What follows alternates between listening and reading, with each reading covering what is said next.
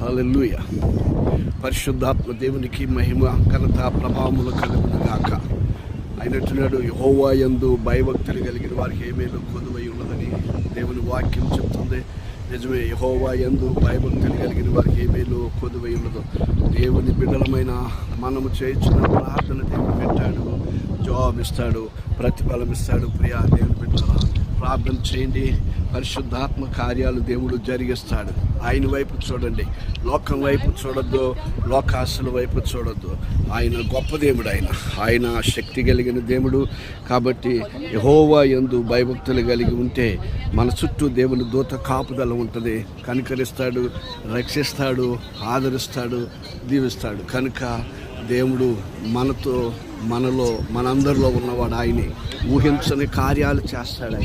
ఆయన గొప్ప కార్యాలు చేసే దేవుడు ఆయన. కాబట్టి ప్రియా దేవుని బిడ్డలారా, మనమందరం కూడా విశ్వాసం కలిగి ప్రార్థన చేద్దాం. పట్టుదల కలిగి దేవుని ఘనపరచు. దేవుడు మీకు, నాకు, మనందరికీ తోడుగా ఉండి కాపాడును గాక. ఆమేన్. హల్లెలూయా. స్తోత్రం. Thank you Jesus.